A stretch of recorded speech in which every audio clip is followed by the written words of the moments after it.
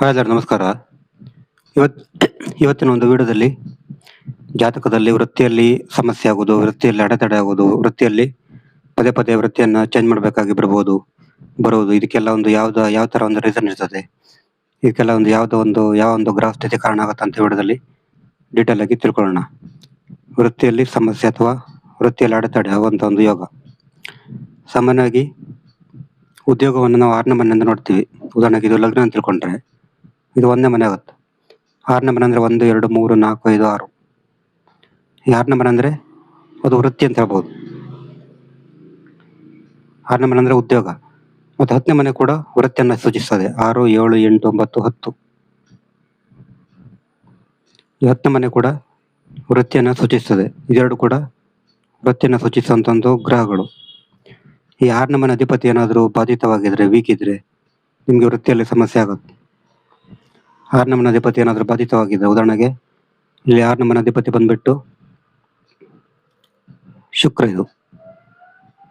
ಇಲ್ಲಿ ಶುಕ್ರ ಏನಾದರೂ ನೀಚ ಆಗಿದ್ದಿದ್ರೆ, 6ನೇ ಮನೆ ಅಧಿಪತಿ ಏನಾದರೂ ನೀಚ ಆಗಿದ್ರೆ ಅಥವಾ ಅಸ್ತಾಗಿದ್ರೆ ಅಥವಾ ಡಿಗ್ರಿ ಕಮ್ಮಿ ಇದ್ದು ಬಲ ಕಮ್ಮಿ ಇದ್ರೆ ಅಥವಾ ಪಾಪಗ್ರಹಗಳ ಜೊತೆ ಇದ್ರೆ ಅದು ನಿಮ್ಗೆ ವೃತ್ತಿಯಲ್ಲಿ ಸಮಸ್ಯೆಯನ್ನು ಉಂಟು ಮಾಡ್ತಾ ಹೇಳ್ಬೋದು.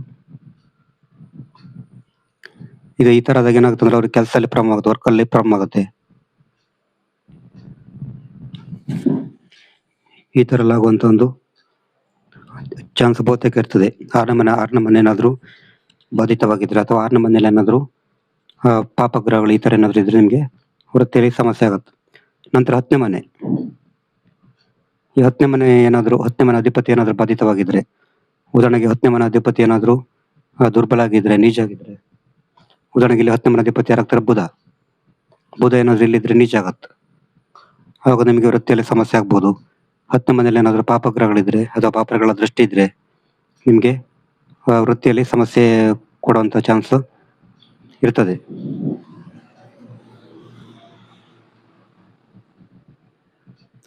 ಈ ತರ ನೀವು ನಿಮ್ಮ ವೃತ್ತಿಯಲ್ಲಿ ಸಮಸ್ಯೆ ಮತ್ತು ಅಡೆತಡೆಗೆ ಕಾರಣಗಳನ್ನ ಹುಡುಕ್ಬೋದು. ಇದು ಕ್ಲಿಯರ್ ಇದ್ರೆ 6ನೇ ಮನೆ ಮತ್ತು 10ನೇ ಮನೆ ತುಂಬಾ ಚೆನ್ನಾಗಿದ್ರೆ ಅವ್ರಿಗೆ ಏನು ಸಮಸ್ಯೆ ಆಗಲ್ಲ. ವೃತ್ತಿಯಲ್ಲಂತವ್ರು ಟಾಪ್ ಆಗಿರ್ತಾರೆ. ಬಟ್ 6ನೇ ಮನೆ ಮತ್ತು 10ನೇ ಮನೆ ಬಾಧಿತ ಆಗಿರ್ಬಾರ್ದು. ಬಾಧಿತ ಆದಷ್ಟು ಅವರಿಗೆ ನೆಗೆಟಿವ್ ಫಲವನ್ನ ಕೊಡುತ್ತಂತ ಹೇಳ್ಬೋದು. ಇದಕ್ಕೆ ಸೊಲ್ಯೂಷನ್ ಅಂತ ಹೇಳಿದ್ರೆ, ನೀವು 6ನೇ ಮನೆ ಮತ್ತು 10ನೇ ಮನೆ ಅಧಿಪತಿ ನಿಮ್ಮ ಲಗ್ನಕ್ಕೆ ಯೋಗಕಾರಕ ಆಗಿದ್ರೆ ನೀವು ಅದನ್ನ ಸ್ಟೋನ್ ಧರಿಸಬಹುದು. ಆ ಒಂದು ಅಧಿಪತಿಯ ಸ್ಟೋನ್ ಅನ್ನು ಹಾಕ್ಬೋದು.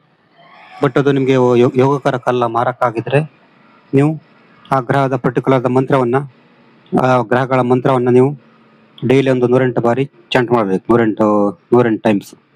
ಆವಾಗ ನಿಮ್ಗೆ ಅದು ಪಾಸಿಟಿವ್ ಆಗಿ ಕನೆಕ್ಟ್ ಆಗುತ್ತೆ. ಈ ತರ ನೀವು ಸೊಲ್ಯೂಷನ್ ಮಾಡ್ಕೋಬೇಕು. ಸೊಲ್ಯೂಷನ್ ಮಾಡಿದ್ರೆ ನಿಮ್ಗೆ ಸ್ವಲ್ಪ ಮಟ್ಟಿಗೆ ಅದು ನಿಮ್ಗೆ ಸರಿಯಾಗಿ ಫಲ ಕೊಡ್ತದೆ. ಮತ್ತೆ ಜಾತಕದಲ್ಲಿ ಶನಿ ಪ್ಲೇಸ್ಮೆಂಟ್ ಕೂಡ ಇಂಪಾರ್ಟೆಂಟ್ ಆಗುತ್ತೆ. ಶನಿ ಕೂಡ ತುಂಬಾ ಚೆನ್ನಾಗಿರ್ಬೇಕು.